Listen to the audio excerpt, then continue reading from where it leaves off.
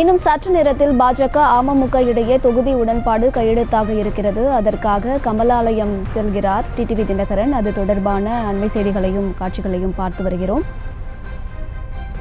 கூட்டணி ஒப்பந்தத்தில் கையெழுத்திடுவதற்காக பாஜக தலைமையகமான கமலாலயத்திற்கு செல்கிறார் டிடிவி தினகரன். அது தொடர்பான செய்திகளை பார்த்து வருகிறோம். இன்னும் சற்று நேரத்தில் பாஜக அமமுக இடையே தொகுதி உடன்பாடு கையெழுத்தாக இருக்கிறது. அதற்காக பாஜக தலைமையகமான கமலாலயத்திற்கு செல்கிறார் டிடிவி தினகரன். அது தொடர்பான அண்மை செய்திகளை பார்த்து வருகிறோம். மேலும் விவரங்களை கொடுப்பதற்காக செய்தியாளர் லதா இணைப்பில் இருக்கிறார். பேசலாம். லதா, விவரங்கள். வணக்கம்.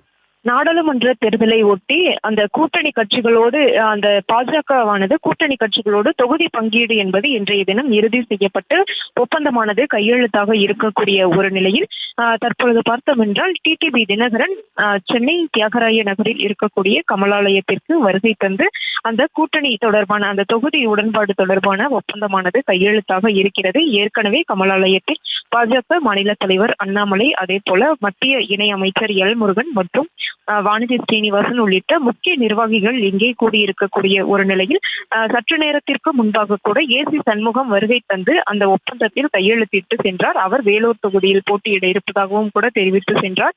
இதற்கிடையே தற்பொழுது டிடிவி தினகரன் இன்னும் சற்று நேரத்தில் அங்கே இருந்து அவருடைய இல்லத்திலிருந்து புறப்பட இருக்கிறார். தொடர்ந்து அவர் அண்ணாமலை அவர்களை நேரில் சந்தித்து இந்த தொகுதி உடன்பாடானது இறுதி செய்யப்பட்டு அந்த ஒப்பந்தமானது கையெழுத்தாக இருக்கிறது. கடந்த தேர்தலில் அமமுக கடந்த 2019 தனித்து களத்தை சந்தித்த ஒரு நிலையில் தற்பொழுது பாஜகவோடு கூட்டணியை உறுதி செய்து இருக்கிறது. இதற்கிடையே இன்றைய தினம் தொகுதியானது உடன்பாடு எட்டப்பட இருக்கக்கூடிய ஒரு நிலையில் அவை எந்தெந்த தொகுதிகளில் அமமுக பாஜக கூட்டணியில் போட்டியிட இருக்கிறார்கள் என்பது தொடர்பான அந்த அறிவிப்பும் இன்றைய தினமே வெளியாகும் என்ற ஒரு எதிர்பார்ப்பானது இருக்கிறது.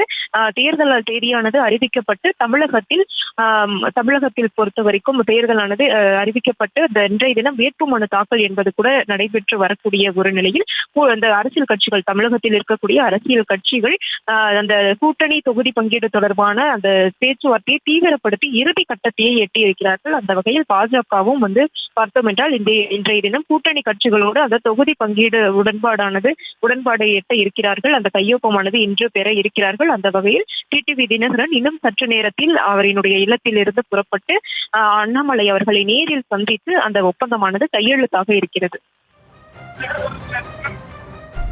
விவரங்களை வழங்கியமைக்கு நன்றி லதா. செய்திகளை உடனுக்குடனும் துல்லியமாகவும் தெரிந்து கொள்ள சப்ஸ்கிரைப் பண்ணுங்க.